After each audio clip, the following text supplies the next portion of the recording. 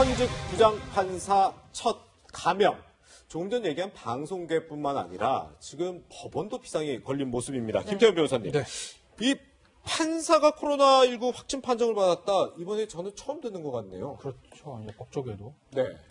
코로나를 비켜가지 못했습니다. 예. 보니까 이 전주에 근무하는 부장판사인데 네. 나이는 40대라는 것 같고요. 예. 15, 16일 지금 광복절 연휴 때 서울이랑 경기 지역 방문했다는 거고. 예. 그리고 이제 대전에 자택에서 대전에 17일날 갔다가 18일날 출근을 했는데 그 다음날 오한과 발열 저기서 전형적으로 그 코로나19 감염 증상 아니겠습니까? 예. 그래서 진단 검사를 받고 이제 확진이 됐다는 거예요. 그러다 보니까 지금 전주에 있는 모든 재판이 연기가 됐고 네. 지금 법원도 전체 방역을 했다는 겁니다. 그 확진자가 있는 부장판사가 있는 사무실 시간 폐쇄가 됐고요. 예. 그런데 그나마 다행인 건 17, 18, 19, 20까지는 재판하지 않았다는 거예요. 네. 그 전에 재판할 때는 그 마스크를 쓰고 있었다는 거고. 그런데 이제 법원도 워낙 많은 사람들이 오가는 지역이다 보니까 혹시 다른 곳으로 퍼지지 않았을까 좀 걱정이 되는 상황인 거죠. 예. 네, 이런 지역 감염에 대한 우려 때문에 전라북도에서는요, 지난 19일부터 실내에서 마스크를 꼭 착용하도록 하는 행정명령을 발동했는데요. 지금 전라북도 교육감, 김승환 교육감이요, 해당 19일뿐만 아니라 그 다음 날까지 실내 행사를 진행하면서 마스크를 착용하지 않았다. 이런 논란이 지금 있어요, 박인복 교수님.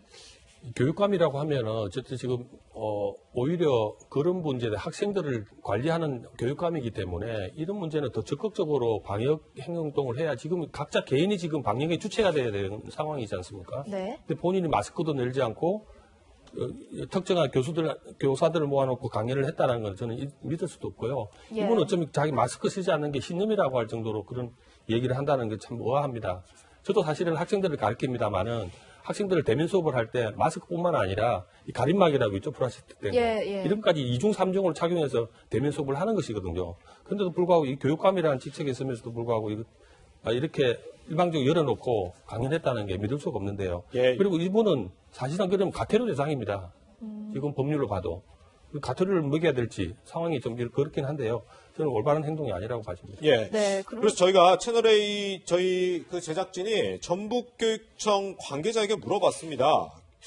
이에 대해서 교육감님은 말을 하는 자는 어느 회의를 보든 전 세계적으로 마스크를 벗고 하는 것이 맞다라는 게 평소 생각이다 이렇게 밝혔다는데 설 교수님, 네. 아까 저희 이제 화면에서 봤듯이 물론 이 교사 대상 특강에서 다소 거리는 있어요. 이 수업 그 특강을 듣는 사람과 그렇다고 해도 뭐 요즘 같은 때 마스크 벗는 거 뭐 신념이면 크게 무리는 없는 겁니까? 방역 차원에서요.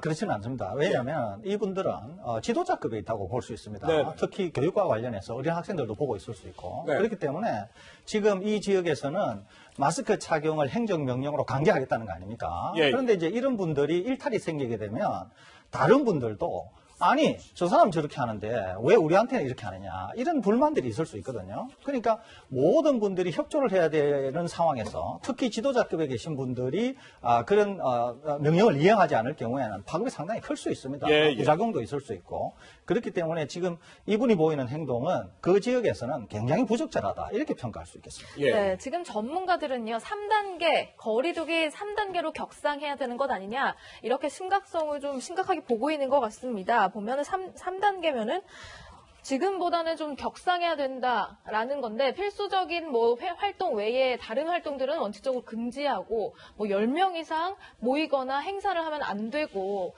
다른 뭐 학교나 유치원 등은 원격 수업 또는 휴업을 해야 되고, 이런 점들이 있는데요.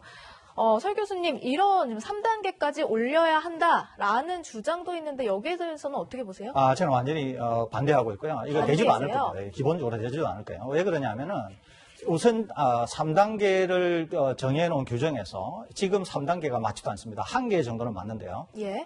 지침에 따르면은 그 3단계가 아직 다 충족이 안 됐습니다. 첫째는. 두 번째는 대한민국의 K-방역이 세계에 이렇게 찬사를 받고 있는 이유는 우리는 락다운을 하지 않았다는 거예요. 소위 네. 완전한 봉쇄를 하지 않고 국민의 협조와 의료진의 헌신, 또 우리 체제가 가지고 있는 그런 우수성 이런 것들로 K-방역을 이뤘다는 거거든요. 예. 그런데 이제 락다운을 하게 되면 예전에 했던 K-방역이 완전히 다 허물어집니다.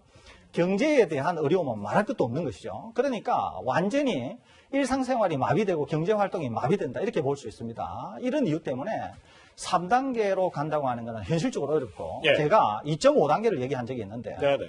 2단계를 하면서 일부 3단계의 조치를 차용해 와서 2.5단계를 가는 것은 생각해 볼 수 있겠다. 예. 그래서 더 위험해지더라도 3단계로 가는 것은 상당히 어려울 것 같고 2.5단계 정도는 뭐 국민도 이해하고 받아들일 수 있는 수준은 되지 않을까 이렇게 전망이 됩니다. 네. 네.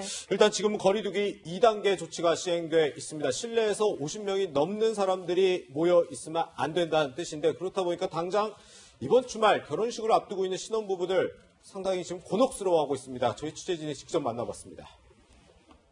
결혼식장에 있는 스태프들 포함해서 49명이라서 우리 두 사람 빼면 실질적으로 우리가 초대할 수 있는 사람은 한 30명에서 38명까지 어제 우스갯소리로 차라리 뭐 럭키드로우를 해야 되나?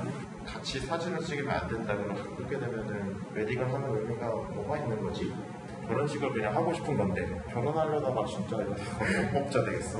사실 저희가 3월달, 4월달에도 이러한 일을 한번 겪었었고 조금 더 자세한 가이드라인이 있었다면 이제 예식장 업체도 마찬가지고 소비자도 계획을 미리 할 수 있지 않았을까 하는. 아니 이런 그 불만이 나오니까 공정거래위원회가 위약금 없이 결혼식 날짜를 연기하거나 최소 보증 인원 조정하기로 했다는데 이게 강제성이 있는 거예요? 권고사항인 거죠. 권고예요. 네, 그러니까 사실 이제 이해관계 충돌되는 거거든요. 그러니까 네. 모든 예식장이 최소 보증 인원이 있고, 음식 준비해야 되니까. 네네. 그다음에 결혼식 연기하게 되면 위약금이 있습니다. 그건 예. 뭐 예식장부터 당연한 거예요.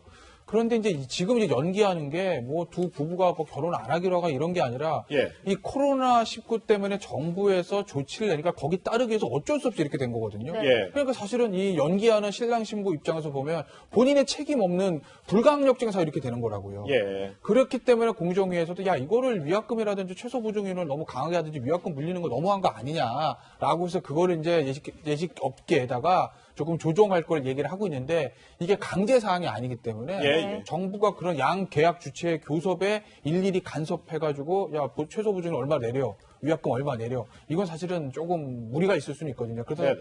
권고 사항일 뿐이니까 뭐 예식업계에서 이걸 좀 받아주기를 바랄 뿐이죠. 네. 네, 코로나 확산 심상치 않은 추세를 보이고 있는 가운데 이번 주말이 좀 중대한 고비가 될 것이다 이런 전망도 나오고 있는 상황입니다.